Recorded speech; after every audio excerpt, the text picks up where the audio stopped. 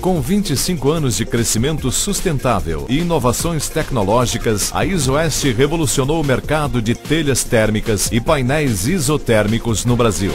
As 4 unidades Fabris, em Goiás, Mato Grosso, Pará e Paraná, garantem à ISOeste uma cobertura eficaz de todo o território brasileiro.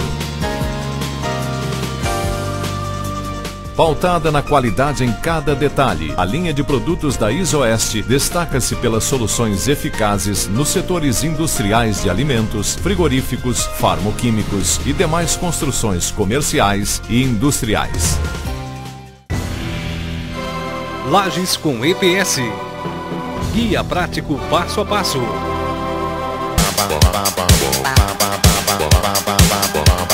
Montagem. A colocação das escoras deverá seguir o projeto do fabricante da laje. Em alguns casos, uma laje executada com EPS, devido ao seu baixo peso, exigirá um número menor de escoras do que de uma laje com cerâmica. É importante que ocorra uma boa ancoragem da armadura da vigota na viga de concreto. Essa ancoragem proporciona a união perfeita entre a laje e a viga, evitando fissuras ou rupturas neste ponto da estrutura. Para evitar problemas na concretagem, deve-se verificar o perfeito encaixe do EPS e da vigota. Se o EPS ficar mal encaixado, poderá romper-se, provocando a perda do concreto. Não aconselhamos transitar sobre EPS menor que 12 centímetros. Nesse caso, o ideal é usar uma tábua, que ficará apoiada sobre as vigotas, evitando assim acidentes. As nervuras de travamento ajudam as lajes nervuradas a se tornarem mais rígidas. O projeto enviado pelo fabricante deverá especificar a necessidade, a quantidade e a distância entre elas. A ausência das nervuras de travamento podem fazer com que as lajes movimentem muito, favorecendo assim aparecimento de trincas no reboco. As peças de EPS possuem uma grande vantagem em relação aos demais materiais de enchimento, por sua leveza e boa flexibilidade mecânica. O EPS facilita o corte sem desperdícios. Você poderá usar faca, estilete ou cegueta para cortá-lo sem maiores problemas. Em tubulações hidráulicas e elétricas, você poderá usar um maçarico com a chama branda. O calor da chama em contato com o EPS fará com que ele derreta. O EPS fornecido pela ISOeste torna-se o ideal por ser retardante à chama. O uso do EPS com a vigota treliçada favorece a passagem da tubulação no sentido transversal à nervura, evitando assim a passagem das tubulações sobre a capa de concreto ou no sentido longitudinal da nervura. A colocação da ferragem negativa na montagem da laje é muito importante. Esta medida evitará o surgimento de trincas na laje e também no reboco. Em caso do uso da ferragem armada no local, não esquecer de dobrar as pontas para que a ferragem ancore na viga. Nas lajes com grandes vãos e altas sobrecargas, o fabricante irá especificar a contraflecha necessária. Caso esta não seja aplicada corretamente, a laje pode flambar e trincar o reboco.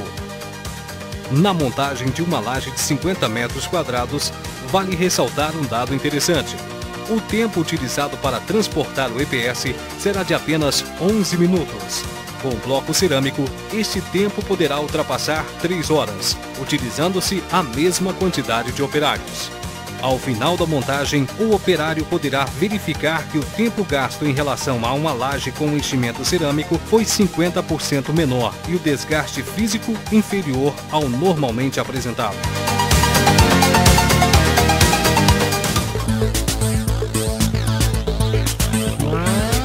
Concretagem. Nas lajes em que o EPS é igual ou menor que 9 centímetros, não se deve jogar o concreto diretamente no EPS. Jogar primeiro sobre uma tábua e em seguida espalhá-lo. Nos casos de concreto usinado, a distância do mangote em relação à laje não poderá ultrapassar 15 centímetros. Pedimos também que, ao usar vibrador, faça-o deitado dentro das nervuras. Estas medidas irão evitar que o EPS rompa com a concretagem. Outra situação a ser evitada é o acúmulo de concreto em um mesmo lugar, pois cada centímetro de altura de concreto em uma área de 1 metro corresponde a uma carga de 24 quilos, ou seja, quase a metade do peso de um saco de cimento.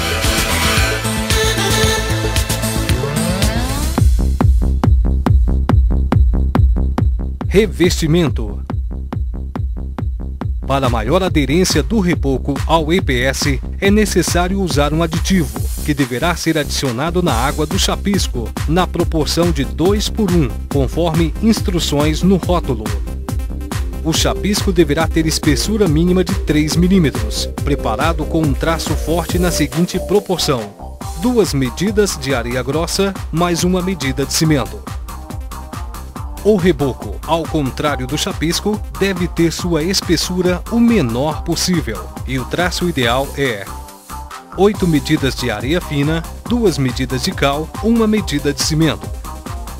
O prazo necessário para a aplicação do reboco, após a aplicação do chapisco, deve ser de no mínimo 72 horas. Dentro desse prazo, as retrações de água vão acontecer no chapisco, evitando que essas retrações sejam transmitidas ao reboco e, consequentemente, o aparecimento de fissuras.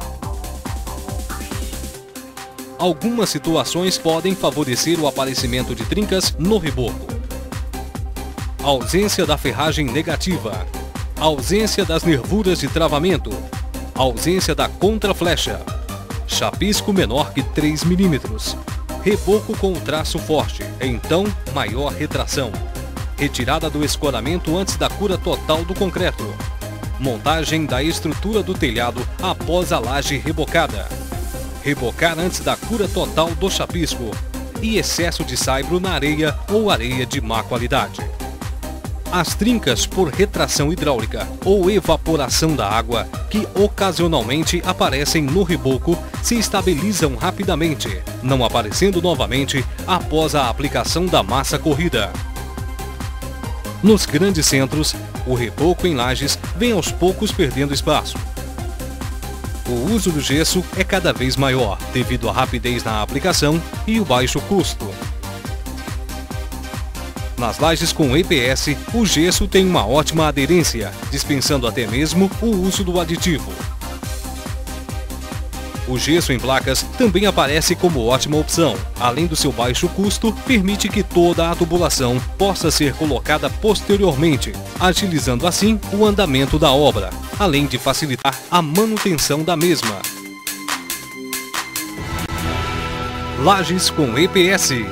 Procure um profissional da área em sua cidade e faça as contas.